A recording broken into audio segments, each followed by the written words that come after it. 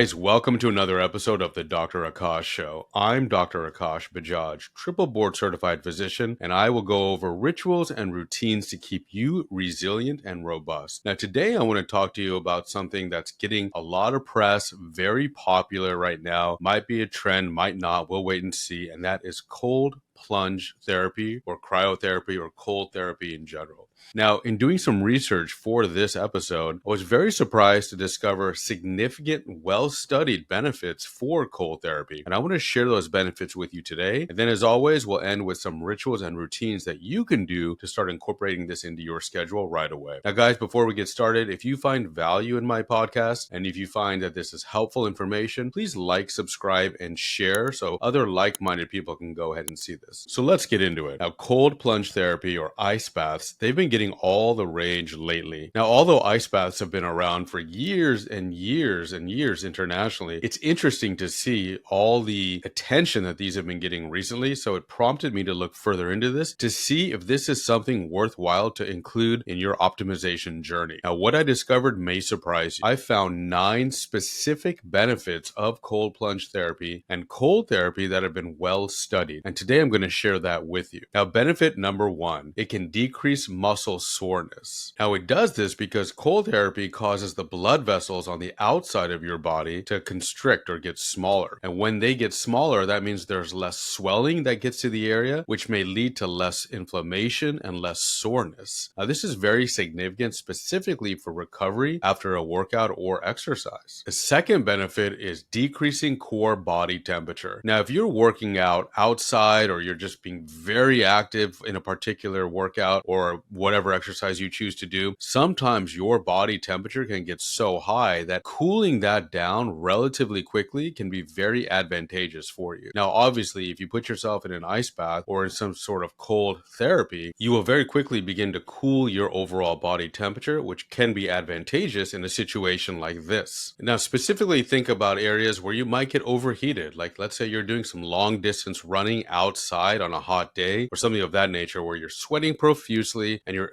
overexposing yourself to elements that may increase your body temperature greater than what potentially is safe. Something like this is great to kind of terminate that exercise activity with cold therapy. The next benefit is cryotherapy or cold therapy may actually help you focus. Now, this is something you may hear from people that pursue cold plunge therapy or cold therapy first thing in the morning. They get kind of that morning jolt. They really kind of wake up, they feel more stimulated, and they feel more focused for the day ahead. Now, there's scientific data to back this up. There was a study done looking at this phenomena, and it determined that cold therapy done on a regular basis had a 250% increase in dopamine, and get this, an over 500% increase in noradrenaline or norepinephrine. Now, why is this important? Well, dopamine is the feel-good hormone. This is the hormone responsible not only for feeling good, but also very much related to your level of alertness, focus, activity level, energy level, and mood. Not to mention overall motivation and happiness, which is also associated with high levels of dopamine. And then norepinephrine or noradrenaline, now that being increased is important as well because that is your fight or flight hormone.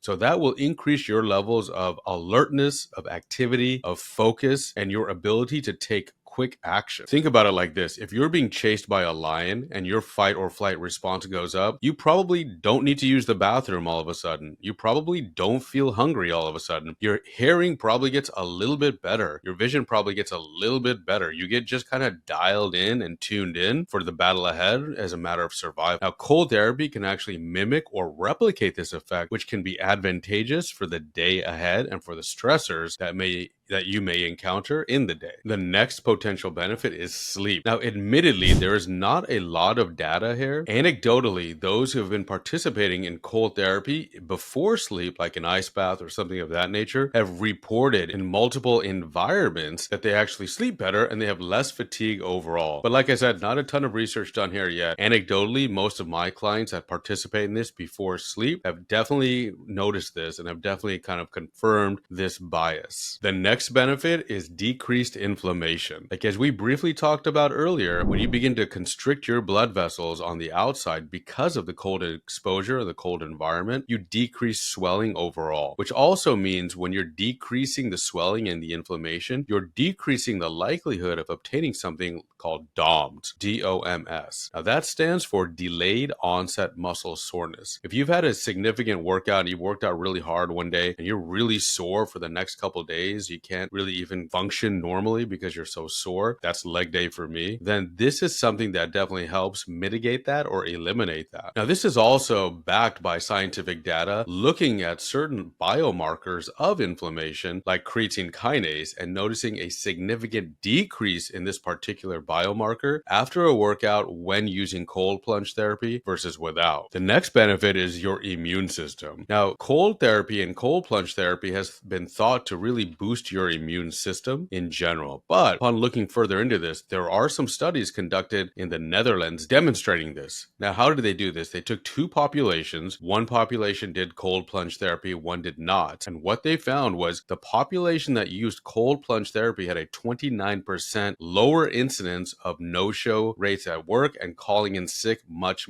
less frequently. Is this a direct relationship to an immune system response? Maybe, but this is definitely very interesting to notice that there was a direct improvement in not calling in sick or not being unable to come to work because of the cold plunge therapy. The next benefit is your mood overall. Now, anybody who's done a cold plunge or has done cryotherapy or cold therapy can attest to the fact that when you exit that experience, which is usually pretty short, you definitely have a boost in your mood. There's definitely an improvement in mood. Now, part of that might be related to what we talked about earlier. You have an increase in dopamine and norepinephrine. Part of that may just be the overall experience and that physiological boost. Now, clinically, this is also backed up with science. A study was completed again in the Netherlands that also took two groups of study participants. One group was exposed to cold in the form of cold ocean water for 20 minutes. So they basically went into the cold ocean, no wetsuit, and they kind of played around in the ocean water for 20 minutes. The other group watched the beach and the ocean from the shore for 20 minutes. So they were in very similar experiences and very similar environments. One group had cold exposure, one group did not. Now, they found an absolute change in certain psychological factors, and that includes the group that was in the water for 20 minutes that had the cold exposure had a decreased incidence of depression, fatigue, anger, confusion, tension, and lack of focus. In addition, they had an increased incidence of vigor and self-esteem compared to the group that was just sitting on the beach looking at the ocean for 20 minutes. Now, these were all done with objective scores, objective kind of scoring of all of these psychological values. So it was done relatively objectively. The next purported benefit of cold therapy is improved performance and recovery. Now, part of this is certainly related to the decreased inflammation and the decreased muscle soreness and decreased DOMS that we talked about, but part of this is also related to just overall strength and power. So another group took two groups of individuals that were very fit. One group would do their workout and that was it. The other group would do their workout followed by a cold plunge. And then these groups were later looked at 24 hours, 48 hours, and 72 hours. Now, the findings were very interesting here. At 24 hours, the group that did the cold plunge had increased power and increased overall performance. And this was measured by timing things like their sprints and their jumps and things of that nature that are more high intensity and more reflective of power, both before and after the cold plunge. But from 24 to 72 hours, there was no noticeable change between the groups in power, endurance, strength, and stamina. And the final benefit, guys, is the mental discipline involved. Now, I was having a conversation with a couple of people, and we were talking about cold plunge therapy the other day. And one person asked the question, well, guys, what are you going to think if in 3 to 4 years, all this cold plunge and cryotherapy stuff has just been proven to be a fad, and it was just kind of a,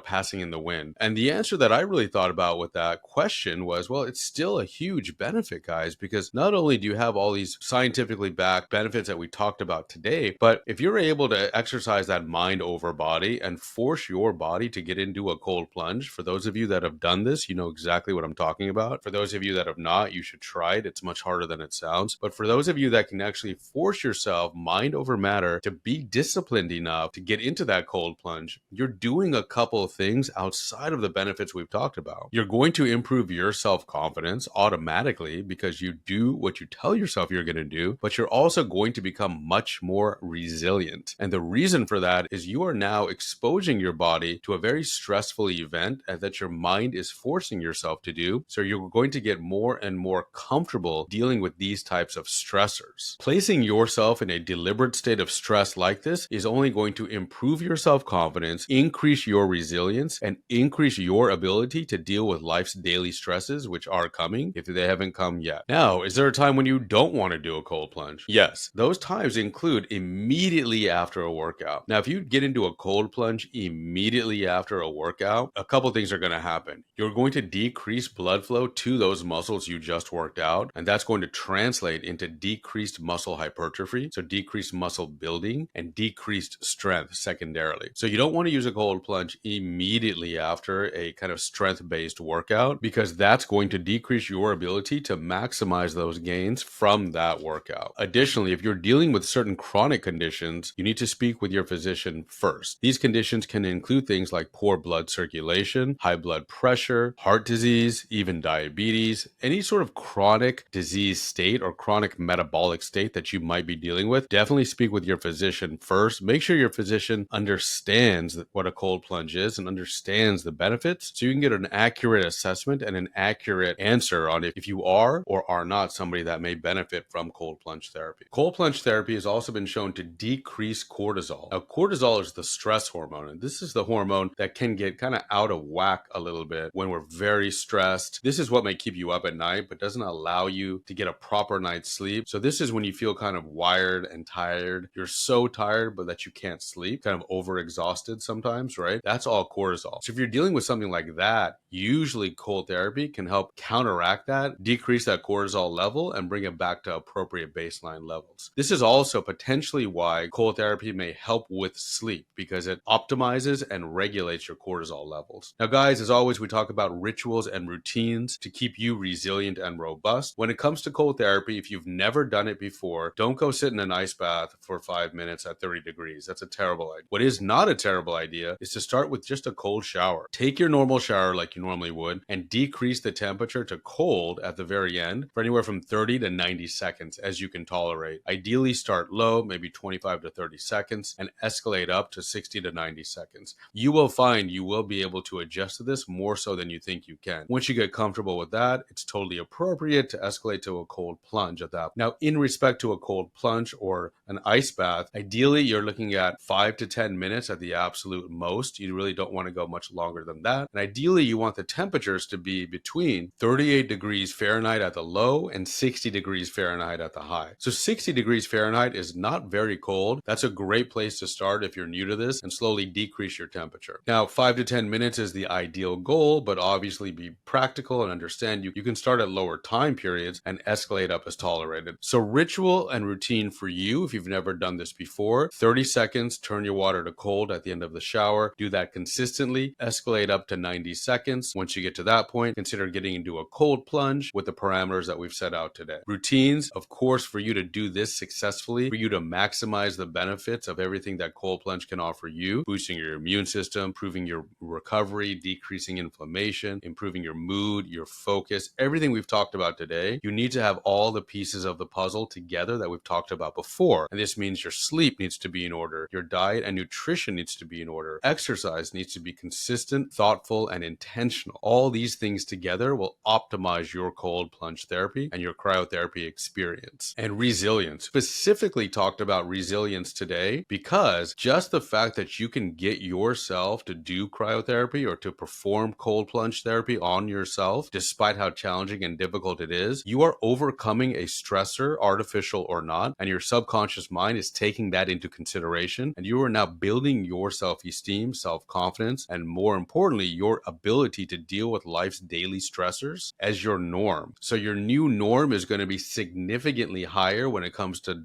dealing and coping and managing with stressful events. Collectively, all of these together will push you to becoming a more robust version of yourself, right? So incorporating this as a tool, not as, kind of a novelty or something fun to do with your buddies, which is great, but incorporate it as a tool on a regular, intentional, purposeful basis on a schedule, and you can maximize the benefits of this in addition to everything else that we talk about on this show. So guys, if this was useful for you, please like, subscribe, and share with other like-minded people. people, and remember, the best time to start something was yesterday. The second best time is today. Don't look back tomorrow with regret. One small step today to getting yourself maximally optimized. Thanks for watching. This presentation is for general information purposes only. Does not constitute the practice of medicine, nursing, or other professional healthcare services, including the giving of medical advice. No doctor-patient relationship is formed. The use of this information and the materials linked to this presentation are at the user's own risk. The content in this presentation is not intended to be a substitute for